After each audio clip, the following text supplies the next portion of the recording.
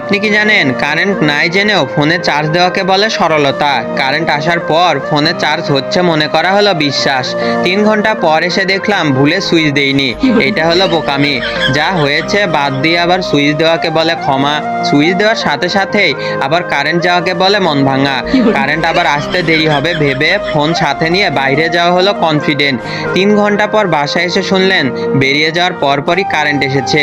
এটা হলো কাটা ঘায়ে নুনের ছিটা। আবার তাড়াঘড়ি করে চার্জে লাগানোর সাথেই কারেন্ট যাওয়াকে বলে ছ্যাঁকা। কারেন্ট আসতে পারে ভেবে 3 ঘন্টা বাসায় বসে থাকা হলো অপেক্ষা। 3 ঘন্টা অপেক্ষা করে নিজের ওপর বিরক্ত হয়ে মন খারাপ করাকে বলে ডিপ্রেশন।